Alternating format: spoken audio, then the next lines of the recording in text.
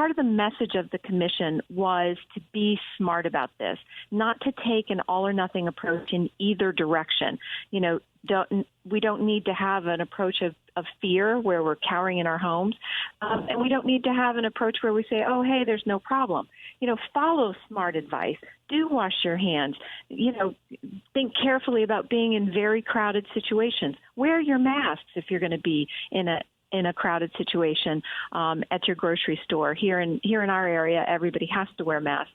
So, there's some really common sense kinds of things that we can do to empower people to start putting their lives back together again. Charmaine, when the commission met, I looked through, you did a lot of Zoom work. Did you get incidence and prevalence data that has frustrated so many in the reporting community? Because the deeper I dig, the clearer it becomes that this is the disease of the elderly with comorbidities on a bell curve. There are going to be 100 to 200 cases of children under the age of 12 who develop the Kawasaki-like syndrome, the Kawasaki syndrome-like disease from COVID. And there are going to be 100 to 200 cases of healthy young adults who are struck. But this is not the pandemic of 1918, which struck down young adults. This is a very targeted disease, and I don't know that our local and state governments are absorbing that. Maybe they don't want to.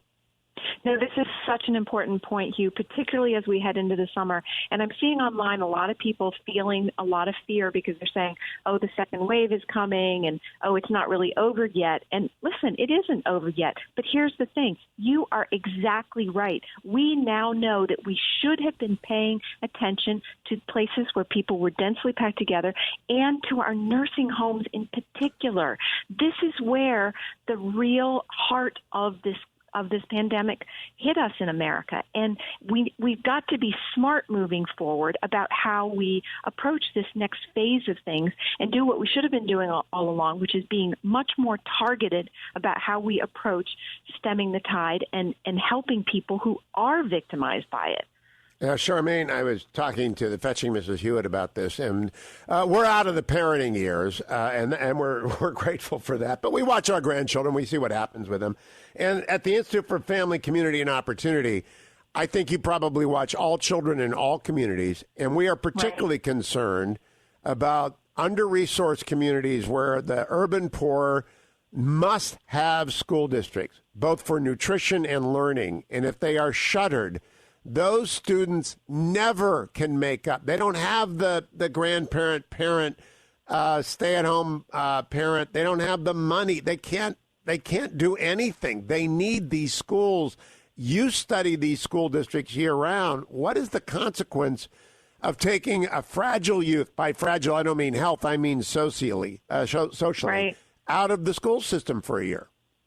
Well, no, you're absolutely right, and that's why we really do. And it's frustrating when it's needless, when they are not a population that's at risk. Some people come back and say, well, what about the teachers? But you can be smart with teachers in terms of just hygiene and keeping them protected. So people can move forward confidently, and you're absolutely right. Kids, particularly kids in areas where, as you said, under-resourced, they do need to have the consistency of, there's challenges. I have a teenager at home.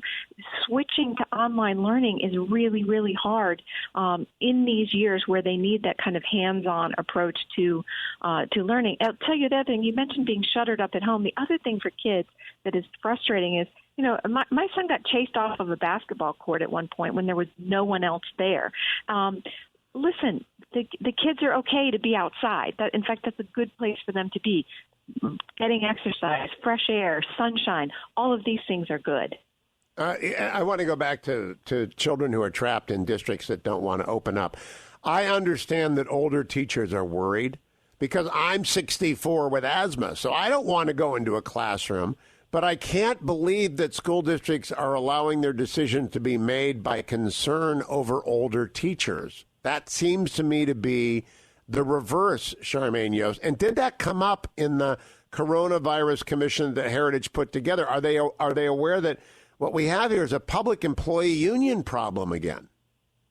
Well, right, and what we're not seeing any that there should be that much of a concern in terms of obviously you don't want to just kind of throw up your hands and say anything goes, but I'm actually really impressed, Hugh, as we are moving forward to see how many businesses, and schools are a business, are able to put these common sense measures in place in terms of having the hand sanitizer there and make it, this is a great opportunity to teach kids about a good public health behaviors.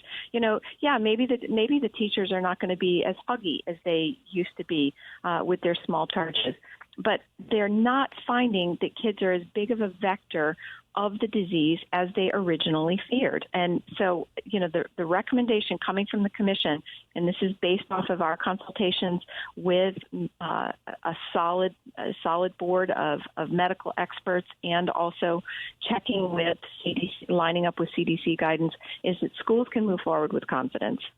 Now, Charmaine, talk to me about CDC guidance. I must say, my confidence in the CDC is rocked, and it was always 100%. But they were slow, and they've been wrong, and they have been hesitant to admit error. How did the commission deal with CDC guidance?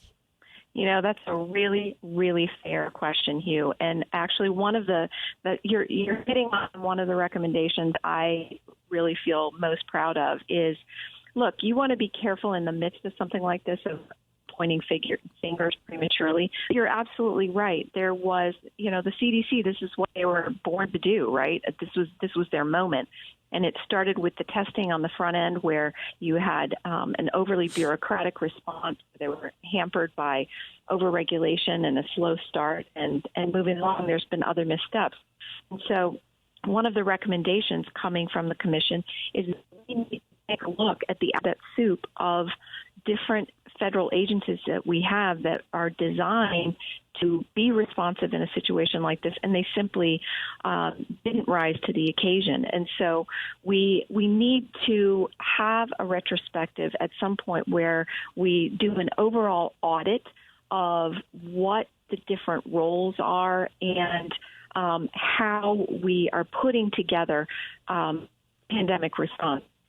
Now, I'm a talking head, Charmaine. It just seems to me that the entire CDC model was built on Ebola, meaning that we will see it when it comes. People will be hemorrhagic fever. We will not miss them. We will be able to contain them and trace them.